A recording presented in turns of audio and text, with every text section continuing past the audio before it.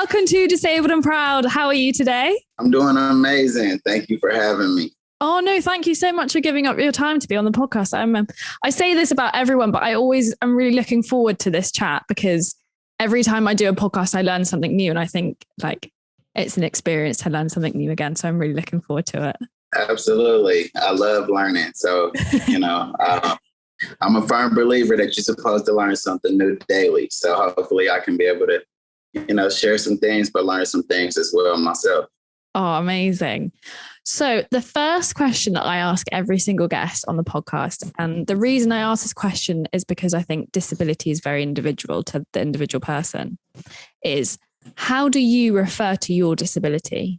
And are you speaking in regards to basically terminology? Like, how do you refer to it in conversation or like amongst your friends, or like if someone was to talk to you about it, how would you refer to it?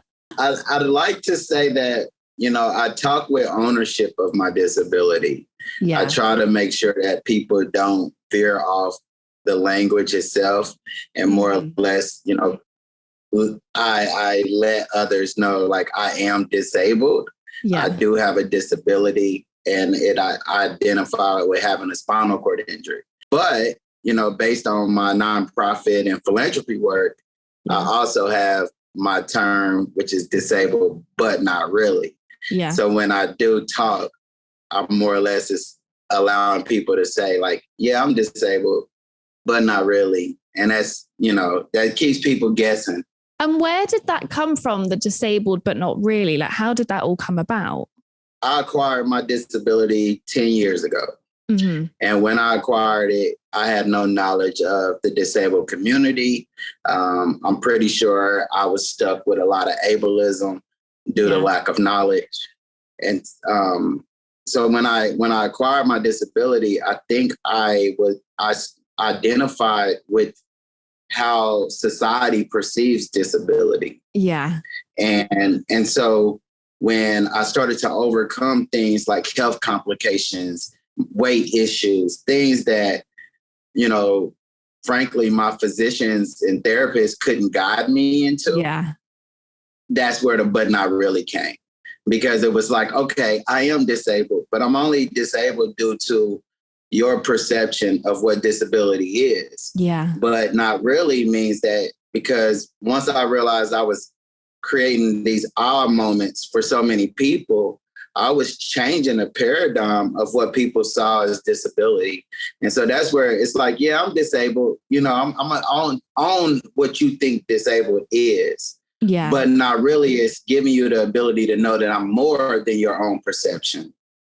I love that because it's so true that you need to own your own disability.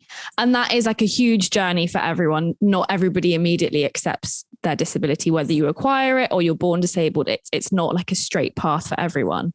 But I love that you've taken something that is so about ownership and put your own spin on it, where you're like, actually, whilst I have got a disability and I'm completely accepting of that, it's not me that's disabled. It's the society around me that perpetuates that narrative. And I love that so much. I was more defeated when I lived my life based on other people's perceptions. Yeah.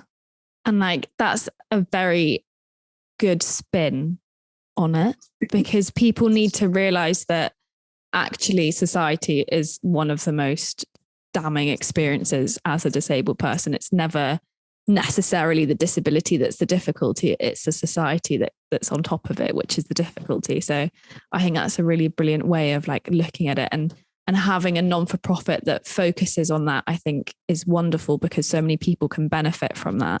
Yeah, absolutely. And it keeps people, when people ask me about the name, it allows me to give them the definition. But when you look at the individuals we work with, you see that everyone is embodying their own identity. No one is living the identity that is based on a lens that you see in the medical books. Yeah. It is taking it into a different field. And like for me, I believe I'm free. I'm not bounded by my limitations. I'm very free mentally and physically. And, I want other people to see that ability, and know how powerful they are, from their mind, and allow their mind to carry them in whatever way they want in life. Yeah. And so I tell people I was disabled mentally before I ever became disabled physically. Uh-huh. And because of that, it allows me to know society has so much work to do on the judgment of disabled bodies when they lack the knowledge of, just even how to live life, with gratitude. I feel like people with disabilities, we're once we get past that hump, we become grateful. We're grateful for life. We're grateful for the circumstances. We're even grateful that we get to see how people view others that are different than them. Like to have that ability and awareness because your body, it looks different physically, like, and people judge you from that. Like people will put limitations on you for that. Yeah. So I think like my gratitude is being aware of how society itself looks at this culture that is, one of the largest groups in the world when it comes from, disability and minority and diversity and everything else. So, yeah. So interestingly, you acquired your disability, and how has that impacted how your career and like the career path that you took? Because from what I gather, you're on a very different trajectory to what you were before. Yeah, absolutely. I acquired my disability I was shot multiple times. So a little bit of trauma for anyone listening, but not much. So I was shot multiple times in my abdomen, and that's what led me to being paralyzed from the waist down. Yeah. Well, at the time of my injury, I had just graduated from the streets. That's how I always put it. Like my mindset in life was different. So I was literally like just trying to get out the street lifestyle because I had become a single father and I wanted to get into like the corporate world. But again, I was living the direction of a worker in a sense, based on the design and perception of society of what I'm supposed to do, so I started to go back into that, you graduate from school, you go to college, you get a good job and you live life. And so even though I had a different direction growing up, when I became a father, I said, I might as well go get a good job, get this house and live this basic life. I want to put it like that. Now, anyone listening, like I'm not going to say your life is basic, but I will say that if you're living a life that is focused on a repetition of how other people live their life prior to yours, then you are missing out on so much potential that you have. Yeah. And so when I acquired my disability, and I changed like everything. I changed, my overall well-being, my wellness, health, my physical form. So I started a journey of wanting to be an athlete at first, because, when you have a disability, it seems like everybody just pushes you into sports. Right? Like they're like this exactly. They're like, oh my God, like, have you tried basketball? Have you tried softball? Oh, when are you going to the Paralympics? Classic. And I'm like, and I always tell people, like, I didn't play sports growing up. So for me, that wasn't something I wanted to do. Now, when it came to fitness, I did like it. But I couldn't find a career path in that because that's not all I wanted to be, And so I got into entrepreneurship. And of course, I have my nonprofit, but my nonprofit isn't geared to making me money. It's geared to serving individuals like me. Yeah. So I had to figure out, how do I maneuver? So now my career path is, of course, I work in philanthropy. I do more consulting through my life experiences. So I've been working with a lot of companies trying to change like the mindsets of organizations and things. Yeah. I do a lot of public speaking. And that's my pride and joy of being able to share my truth, because I get to provide insight on not just my disability, but that mental disability that I carried so long from just growing up as a Black man in America. Yeah. Right. Like, so for me, it's like I get to be able to share the stories of constant adversity that I face. So the public speaking, I do a little bit of modeling here and there, but I feel like that's like my side hustle. And frankly, I think my direction right now, even in employment, is being able to create whatever reality that I envision for the future that I see. Yeah. And so it's like, instead of me actually having a title, I just want people to respect me for my name and understand that my name holds a lot of things and a lot of titles under it. But the only hat that I'm proud to wear is the one of me taking true ownership of who I am. Because doing that, I had to accept everything most people don't. And that's not only from the color of my skin, but it's from the physical limitations of my body. And so I always tell people, like, I am Wesley Hamilton, and whatever I choose to be after that, well, that depends on how I wake up in the morning.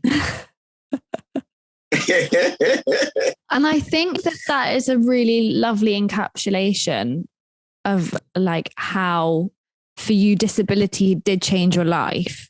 And I'm not saying that this is for everyone, but for the most part, for the most people that I have interviewed who have acquired their disability, and this is not to say that people haven't gone through hardship, because they absolutely have, and there is trauma involved, but actually when they come out of the other side of that their life is very different, but actually their life is a lot richer after acquiring their disability. Now, I know that is not the case for everyone. I'm very aware of that. But for the most part, and for the people that I've spoken to in particular, I think it's such a lovely thing that something society perceives as so scary or so awful or like one of the worst things in the world that could happen is actually so beautiful at the other side, because there's probably a lot more to life that, like you said, you didn't necessarily know that you could achieve until you acquired your disability. And like, isn't that like one of the best things that can happen to you, is that something that is perceived as so awful and so dark and so horrendous actually comes out being one of the best things that's happened? Yeah, I think society itself perceives a normal, perfect life. Yeah. And, when, at least from individuals that I've met with disabilities as well, when your life becomes imperfect, you start to fall in love with the journey of just knowing yourself. That comes with a lot of, society doesn't have to go through the medical experiences people with disabled bodies do. There's a lot of, late nights and early mornings. There's a lot of alone time. There's a lot of time spent questioning friends and family. Like, most people wake up every day and never have to have any of these thoughts on their mind. And I think when you get to overcome how people see you, how just the world itself perceives the image of you, and be able to look in the mirror and be okay with everything about yourself, I think that is where people find their joy, no matter the circumstance. It's like I can live in a chaotic world, but as long as I'm okay with my reflection that I see every day, which most people aren't, especially having a disability. And I didn't even look at myself in a mirror for maybe 2-3 years after my injury. So I don't want people to think I just woke up with a perfect life. No, I literally had my adversity. I had my self-hate, my suicidal thoughts. I had all of these things that most people deal with when they acquire disability. Yeah. But what I also had was the ability to be aware of the things that were defeating me. And they wasn't me. I wasn't defeating myself. And so when you talk about people that overcome and find joy, because I always say, like, this is the best thing ever happened to me. Or the best experience that impacted my life in a way that pushed me to change the trajectory of my life, no matter how it was perceived. Yeah. And I think, most people that do that have just truly figured out who they are and who they want to be in this world. And there was nothing that could stop them, not even a physical limitation. Yeah, I love that so much, because it's not to say that there aren't hardships at all, because that would be like completely washing over the issues that disabled people face, which is like, it's a reality in our lives. But it's like overcoming that and like having that ability to know that if you are in the dark, like there is light times ahead. You've just got to keep pushing. And like, even if you like get up one day and you're done and this is, you're really unhappy and you don't feel like, you can go on, just think about one thing that you can do that will make yourself feel better for like the next hour and like the next day. And then it will build. And then you'll come to realize that actually this is the best thing in the world. Because I personally believe that disabled people are the best people in the world. Not going to lie. All of my favorite people are all disabled. Just going to put it out there. Yep. I love all my able-bodied friends. Don't get me wrong. All my able-bodied family. You're all great. I love you. I know you'll be listening. I do love you a lot. But my disabled friends are more fun. They're definitely more fun. They're everything about them. And they, I don't feel like we complain. We just embrace and we deal and we move and and that's the best part. When you have able-bodied friends and family, I love mine too. But they complain too much. They just complain. They complain about everything. And they don't even give you room to complain, because in their mind, they've already perceived what your problems are. So now they just want to keep telling you all of theirs. And it's like, in reality, I still go through the same stuff. I just quit complaining because y'all do enough for me. So that's how I feel. That's definitely how I feel. Most of my fun friends have disabilities because we're ready to enjoy life. We're ready to go past the adversity that we got to deal with every day. Yeah, for sure. God, this is actually one of the most seamless transitions I've ever done in my entire life. Oh my gosh, I'm so like, this is actually so good.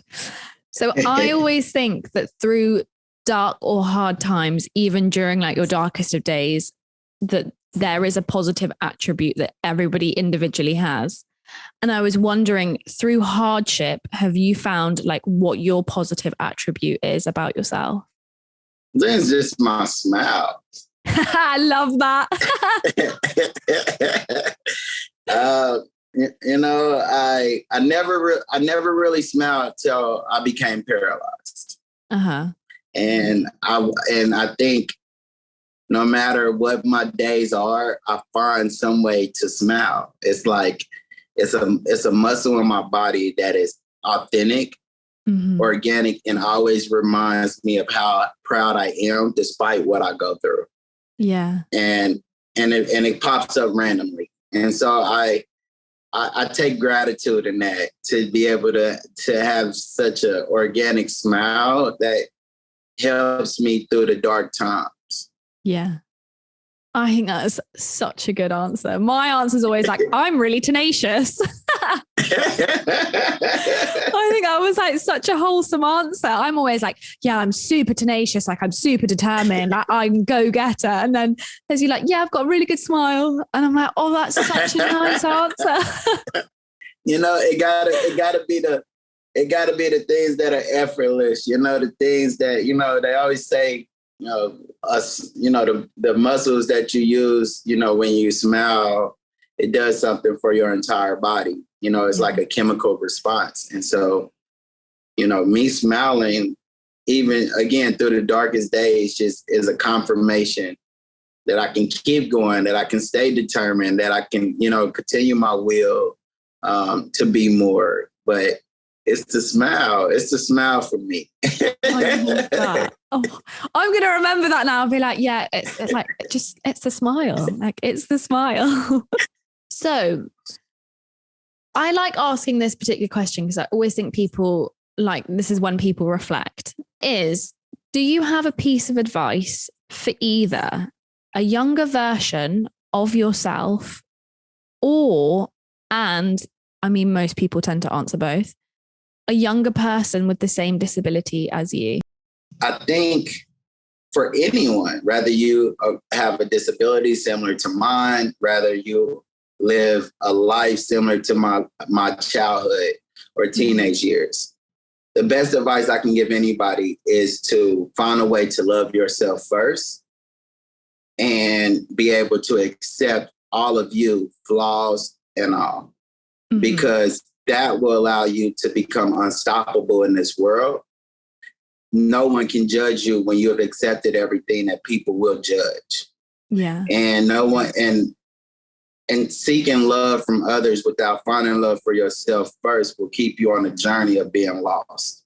And so when you can find that self-love, it creates self-confidence, it creates will and determination and the ability to go out. And it doesn't matter if you're able or disabled, loving yourself is something that probably 90% of the world has yet to do. And so when we think of all the hate in the world, we think of the lack of love in the world. So my advice to my younger self and a younger version of me is to love you first, because that is the key to endless possibilities in your life. and it's so true though, because I think sometimes, or quite a lot of the time as disabled people, it can be really difficult on the days which are a little bit harder than the others to actually find that love, because you're a bit pissed off. Society is telling you that you're doomed, essentially, because that's the social model of disability. Thanks very much. And finding that self-love can be it can be a hard work for anyone that's disabled or able-bodied. But on the days where I like to have days that I call disabled days, where I'm just it's just on my mind a little bit more than it usually would be. And I'm thinking about it just a little bit more than I would be. And on those days, that's when I'm oh, and then I'm but no. I don't want to be able-bodied. I would never want to be able-bodied. That's a fact. But on those days, trying to find that self-love, and you're you just got to dig real deep. And then once you find it, you're here I am, pat myself on the back. I've arrived. It's okay. We're just having a little bit of a tantrum, but it's okay to have those days. But I love that that's a piece of advice, is that love yourself first, because without that self-love, how are you going to be able to give it anywhere else in your life, romantic or platonic? Yeah, well, when you think about self-love, you have to think about the ability, the acceptance factor within that, the accountability that you have to hold yourself to. Because self-love is not just accepting your flaws, it's been willing to accept the adversity that you could face that might trigger the flaws that you have. So when I think of people with, disabilities, I always try to advise that in the morning you wake up, it's the realization of what you went to sleep with, right? Knowing that you have a disability, you got, for me, I can have a dream of walking, but I wake up and reality set in. Nope, it was just a dream. I wake up with the mindset to accept all things that my disability could carry, all the adversity that could happen, whether it's, my wheelchair rolls away from me from the car, or, I accept any scenario, because that's what defeats us the most. It's the scenarios. It's the things that happen outside in the outside world. It's the pain that our body goes through that we're familiar with. And so for me, I changed the story of how I'm receiving these signals. So if it's my pain, I don't relive my traumatizing, painful moments, right? It's still the same pain, but I don't relive the times when the pain was defeating me. I relive the times where I shook it off and kept pushing. Yeah. And so it's for me, my biggest advice for people, even in those times, is just rewrite the story of the trauma that you have felt. Rewrite it. It doesn't matter that it's there. Everyone perceives things differently. So you just have to change your perception of that experience, so that when you go into the thought process, it changes all the feelings and emotions to that actual moment, and now you're oh yeah, my pain is I tell people all the time, I use my pain as my strength. And I changed the story from my pain defeats me to my pain strengthening me. And so every day, that's the model and mindset I carry with it. So, you know, and again, it goes back into the self-love. And I know that that's hard for people with disabilities, but a lot of people should have to really get and consider, have you accepted how people see you? Because if you haven't accepted the judgment and the views of others, you can't love yourself truly. It becomes defeating, you know, because for me, I could go into pain and have a reaction right now. But I love myself so much that I don't care about what anybody's saying or doing around me. Once that pain is done, I go back into my true self because I know myself. And I'm not going to be affected by somebody even asking me, am I okay? I used to be, but I'm not even affected by that because come 30 seconds later, I snap back into the person I'm truly in love with. I just distanced myself for a second while I had to react to the circumstances of my body, you know, and that's true awareness and the self-love and all of that. Like I did a lot of work on this body and this mind. So I know it's possible. I just know it's difficult. Yeah. And I love that as well, that you're not shying away from the fact that it can be difficult, but actually it is possible. And I have a real love for that, because I think quite often there are people out there who are like, just go on the journey, and the journey is all sunshine and rainbows, and you will walk down the yellow brick road and it will be amazing, and you will skip and there will be a line and there'll be a tin man and it'll be all fun and games. But actually the reality is sometimes it just isn't that fun. But actually whilst the journey might not be incredible, it's like the end results. And then the next journey that you go on to after you've had that like little shitty journey, that journey that comes after it is so much better and so much more fun. And that's what you look for. But we have to go away from the thought process that life is perfect. Yeah. And even when you feel like you've handled it with a disability, it's still going to hit you in some way. That's just how it is. And so I laugh at adversity now. I laugh at difficulties because I'm like, I knew it was coming. I knew something was coming, you know, like, and I have no control over it. So why should it control me? So going to get a bit lighthearted now. And I have personally a particular set of questions that can annoy me when people ask me about my disability. And like, number one is, did a shark bite your arm off? Because no, it never happened. And number two is generally like, what happened? Or like, oh, like, that's a bit different. And so I was wondering, do you have any particular questions that people ask you that you're like, oh, not again? Every question annoys me when it comes to my disability, because I'm not asking that individual what they're going through because I don't see their issue, right? And so it's like, because you see something different with me, you're curious, but you could be going through more than I'm going through. But you know, so that's my first thing is like, you know, get to know me, and then the story comes out. All your questions will be answered. And then the other side of it is, I just feel like every question that primarily focuses on my disability is just bothersome. Like there's no way I get away from that now. And I get to control the narrative in those situations, but at the same time, I wish more people just educated themselves on a group and community of individuals that's been existing for very long, you know, and for hundreds of years, just like everybody else. So it's like, it's not my fault that you avoided this community and now you're curious of things, because the thing about disability is everybody's disability is different. Yeah. Everybody's body is going to react different. So if you're trying to ask questions so you can give yourself some type of confirmation, if this happens to you, I'm sorry, buddy, because you're still going to go through something that I don't even understand, you know? And so, I honestly love that. And I love what you just said as well, where you said, and I'm going to paraphrase, but you said, it's not for me to educate you on a community of people that have been existing forever. You should have done your work yourself. And I think that's so important. If you actually cared, then you would take that curiosity that you see when you see an individual that's different than you and go learn about this community. Yeah. And that's how I feel about any community. It's like you go learn, and then you come back and all your questions are answered, and you don't have to, now you can empathize with an individual instead of sympathizing depending on the way that they tell you their story. Yeah.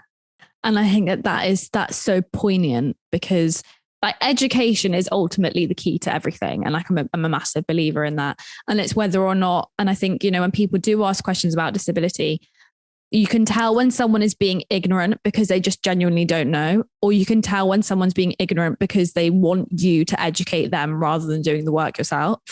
And that's when I'm like, nah, like not today. Like you can go and learn. Like I'm not going to spoon feed you any answers because actually, and exactly as you said, disabilities are completely individual to the same person, like to the individual person. So actually the answer that I give you is never going to be the same as what the one someone else is going to give you. And then I think about it from this way. The best questions I ever get are from kids. Yes. Right? because kids ask anything. But isn't it ironic that the same questions kids ask are able-bodied adults ask too, in the most part? And so when I think about that, imagine how much interest kids have on different groups and communities, but are shut down with the knowledge because of the teachers that are in their space and environment that lack the knowledge to share. So what I mean by that is like most people ask the same questions kids are asking because you never got those answers because it was shut off by a system that was created when we were young. So when you separated people with disabilities at a young age, then the human response and the adult response is that you're still separated, so there's no reason why you should really be implemented into this life because from what I know, you were always pushed to the side, like you had special needs. And so I think about that when people ask questions. I'm like, oh, you never got your questions answered as a kid, huh? It's like, I got you. Let me take you back to the school age and try to educate you, because that's what it is, But I love that. Like, let me take you back to kindergarten. You'll be fine. Here's a sandbox. Like, let's take it back to when you started to question disability, but didn't get your answers, answered. And for me, I used to question it when I would see the special education group in class go to the restroom, because that was normally most time I would see them in school, was going to the restroom. But everyone had a different disability. It wasn't like everyone was the same, but you put everyone in there the same. And so it made us question who were they, what was wrong with them, if there was something wrong with them. And when it never got answered, I remember waking up and being told I was paralyzed from the waist down. And my mindset went to, there's something wrong with me. I'm going to be sectioned off from the rest of the society. Like all the things that I saw from just childhood, because that was my only, interaction. That when I became an adult and it actually happened, those things I perceived as a kid became my thought process in the way I lived for a couple years until I started to love myself. And so I think about how many people are injured, and it's like, we got to get out of our own mind and realize when we start to look at disability different for ourselves. Yeah. And that's the reason why we can't accept it once it happens to us. Yeah. And I think that's a really crucial point as well, is that actually, and like touch wood, actually, no, I'm not even going to say that. At some point, you could just be one minor fall away from being disabled. And like people completely forget that. People completely forget that they could like trip down 2 flights or like a step, and that would be them disabled afterwards. And like, because exactly what you said, because of that perception of disability started at such a young age, no wonder people wake up and they're like, oh my goodness, my life is over. Yeah. Because you already thought of your life is just beginning, because like these conversations are so important, and like everyone in the disabled community is so welcoming. Like, I don't know someone who isn't welcoming in the disabled community. Like, genuinely, I don't. And if I find them, I'm sure there will be. That's not to say that just because you've got a disability makes you a hero. That's not at all what I'm saying. But because, you know, to a degree, people have been shut off from society for such a long time that actually when someone new walks in the door, they're the most welcoming people, right? No, I was just saying, like, I definitely agree. Like, but that's that empathy. That's, you know, people with disabilities are the ones with the superpowers. People, and what I mean by that, the superpowers are awareness, accountability, empathy, acceptance, love, kindness. Like, it's not about the physical, what people find inspiring. Our superpowers is that we had to figure out how to empathize with one another, to become more welcoming, to become loving. You know, once we acquire disability, we go into the community. We're not judging you by race, religion, none of that. We're like literally trying to learn from everyone because we understand, we empathize that you're going through a journey, you're going through some challenges, and we're here with you, you know? And so that's how I feel about it. Yeah, that's why I definitely kind of love, not even kind of, like, I'd rather just kick it with people with disabilities than able-bodied. I'm telling you, it's just because you don't have to try hard to receive all the things that humans supposed to give each other anyway. See, the other part about living with a disability is that we have to be aware of our ableist mindsets before our disability. Mm-hmm. And it could have just been lack of knowledge, but that still would have put us in a position to have some type of ableism within the world, within society. Like, we contributed some way to this mindset too. Yeah. You know, and I think a lot of people don't want to take the acceptance of like how you used to see things, and it goes back into how you view things. But when we understand how we saw things and see them differently, it allows us to become welcoming to individuals that are different than us, and we're not questioning their difference. Mm-hmm. We're embracing it, you know, and it's like, it's just a whole different feeling and energy. And yeah. My biggest thing for anybody is knowing yourself. Everything in life that you want and that you will receive comes after true understanding of who you are and your being and your soul. And when you take your soul outside of the body, and you don't worry so much about the physical body as much as you can elevate the mentality to push you into different elements in life that you never thought you could be. And I think that's the beauty of self-love. Because loving yourself takes you into a whole new world that the world isn't even in yet. And that's the difference. So yeah, let the love for yourself guide you into the life that you want. I have one final question for you. And that is, Wesley Hamilton, can you say that you are disabled and proud? My name is Wesley Hamilton, and I am disabled and proud.